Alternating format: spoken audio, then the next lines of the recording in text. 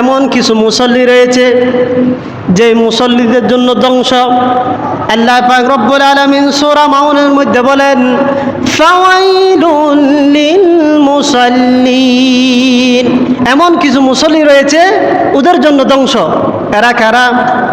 আল্লাযীনা হুম আন সালাতিহিম সাহুন, যেসব মুসল্লিরা নামাজ পড়ে বটে কিন্তু নামাজের মধ্যে তাদের মন নাই, উদাসীনতা।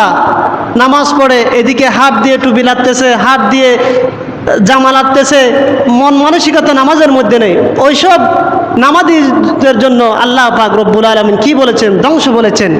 আর বলেছেন আল্লাযীনা হুম ইউরাউন, আর কিছু নামাজি রয়েছে শুধু মানুষকে দেখানোর জন্য নামাজ পড়ে। আছে না আমাদের সমাজে? মানুষ আমাকে নামাজি বলবে সেই জন্য নামাজি বলে। নামাজের মধ্যে কোনো আন্তরিকতা নাই, ইখলাস নাই, কোনো গাম্ভীর্য নাই। এই সমস্ত নামাজ আল্লাহ পাক রব্বুল আলামিনের দরবারে কবুল হবে না। আল্লাহ পাক রব্বুল আলামিন এই জন্য নামাজ আদায় করতে হবে ইখলাসের সাথে, আন্তরিকতার সাথে, আল্লাহকে রাজি খুশি করার জন্য, দুনিয়ার কোনো মানুষকে রাজি খুশি করার জন্য নয়।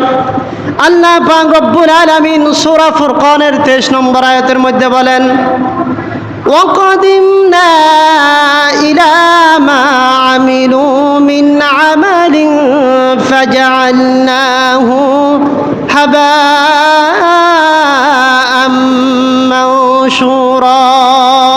সেই দিন, কিয়ামতের দিন, মানুষের আমলগুলোর নিকট আল্লাহ পাক রব্বুল আলামিন পর্যবেক্ষণ করবেন।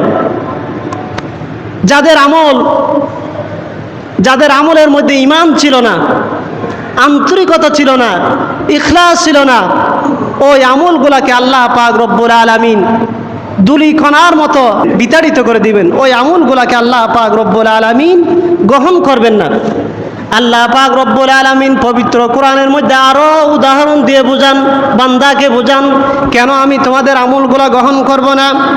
সূরা ইব্রাহিমের 18 নং আয়াতের মধ্যে আল্লাহ পাক রব্বুল আলামিন বলেন, মাসালুল লাযীনা কাফারু বিরাব্বিহিম আ'মালুহুম কারামাদিন ইস্তাদ্দাত বিহির রিহু ফি ইয়াউমিন আসিব।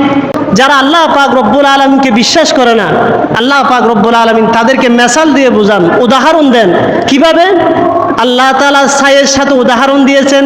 যখন প্রবল বেগে কি হয়, বাতাস হয়, ছাইকে যেমন উড়িয়ে নিয়ে যায়, আল্লাহ পাক রব্বুল আলামিন ওই সমস্ত বান্দাদের আমলগুলা ছায়ের মতো উড়িয়ে নিয়ে যায়। যে নামাজের মধ্যে, যে ইবাদতের মধ্যে আন্তরিকতা নাই, ইখলাস নাই, ভক্তি নাই, ওই সমস্ত আমলগুলো আল্লাহ পাক রব্বুল আলামিন গ্রহণ করেন না।